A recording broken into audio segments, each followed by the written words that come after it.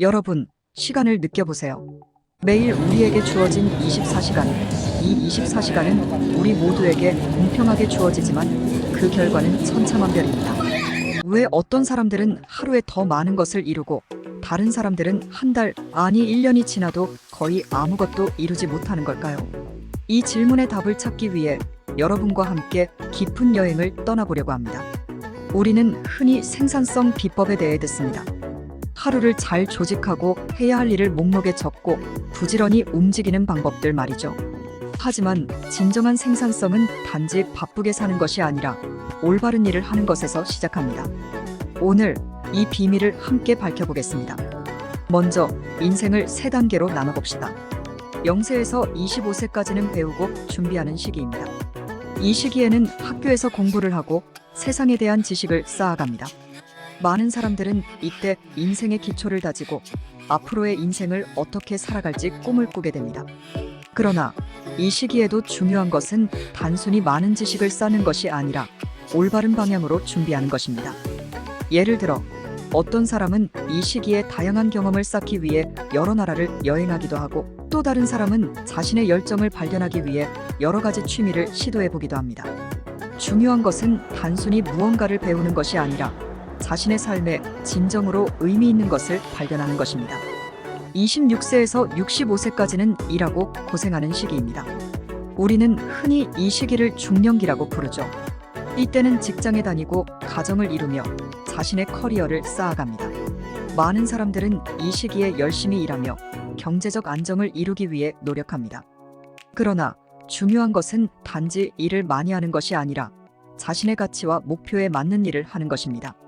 예를 들어 어떤 사람은 자신의 커리어를 위해 매일 늦게까지 일하지만 그 일이 진정으로 자신의 가치와 맞지 않는다면 결국 만족하지 못할 것입니다.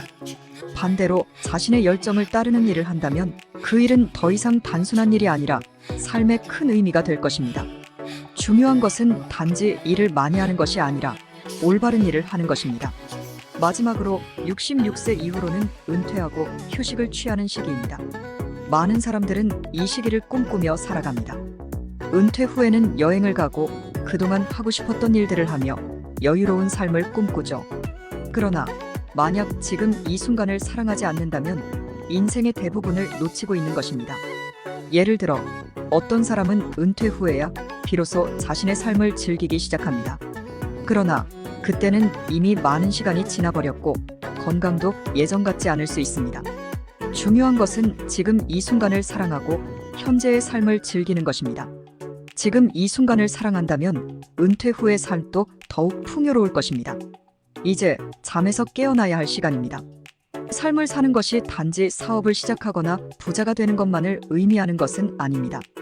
지금 이 순간을 사는 것, 그것이 진정한 비밀입니다. 저는 여러분이 이 질문들을 통해 자신을 깨우고 한 주 동안 한 해보다 더 많은 것을 이루길 바랍니다. 자, 이제 첫 번째 질문입니다. 내가 두려움 없이 실패하지 않는다면 무엇을 할 것인가? 여러분의 상상력을 펼쳐보세요. 두려움 없이 무엇이든 할 수 있다면 무엇을 하겠습니까? 예를 들어 여러분이 항상 그림을 그리고 싶었지만 자신이 없어서 시작하지 못했다면 이 질문을 통해 두려움을 극복해보세요. 아니면 새로운 사업을 시작하고 싶었지만 실패할까봐 두려워서 포기했다면 이 질문을 통해 용기를 내보세요. 혹은 새로운 언어를 배우고 싶지만 시간이 없다고 생각했다면 이 질문을 통해 다시 도전해보세요. 두려움 없이 무엇이든 할 수 있다면 여러분의 삶은 어떻게 달라질까요? 두 번째 질문입니다. 오늘로부터 1년 후 내가 가장 자랑스러워할 것은 무엇인가? 내면의 자부심을 느끼게 할 목표는 무엇인가요?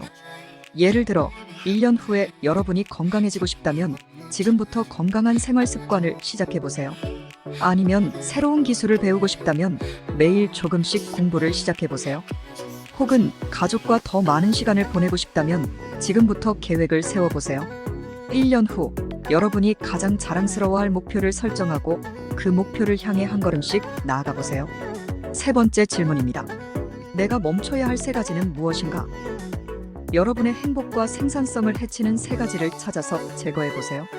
예를 들어 불필요한 회의나 이메일 체크를 줄여보세요. 아니면 소셜미디어 사용 시간을 줄여보세요. 또는 여러분의 에너지를 소모시키는 부정적인 사람들과의 만남을 줄여보세요. 혹은 밤늦게까지 TV를 보거나 인터넷 서핑을 하는 습관을 줄여보세요. 이 세 가지를 멈추는 것만으로도 여러분의 삶은 훨씬 더 풍요로워질 것입니다. 마지막 질문입니다. 내 상황과 똑같은 상황에 있는 다른 사람에게 나는 어떤 조언을 줄 것인가? 여러분의 상황을 객관적으로 바라보고 스스로에게 현명한 조언을 해보세요. 예를 들어, 여러분이 현재 직장에 만족하지 못하고 있다면 친구에게 어떤 조언을 해줄까요? 새로운 직장을 찾아보라고 할 수도 있고, 현재 직장에서의 문제를 해결해보라고 할 수도 있습니다. 아니면 여러분이 현재 관계에서 어려움을 겪고 있다면 친구에게 어떤 조언을 해줄까요? 문제를 대화로 해결해보라고 할 수도 있고, 필요한 경우 관계를 정리해보라고 할 수도 있습니다. 이 질문을 통해 여러분은 자신의 상황을 더 명확하게 이해하고 더 나은 결정을 내릴 수 있을 것입니다. 이 질문들에 답해보세요. 1시간, 2시간을 투자해서 진지하게 고민해보세요. 이 질문들이 여러분의 인생을 변화시킬 것입니다. 이제 여러분, 꿈에서 깨어나 진정한 삶을 살 시간입니다. 지금 바로 일어나서 한 주를 한 해처럼 만들어 보세요.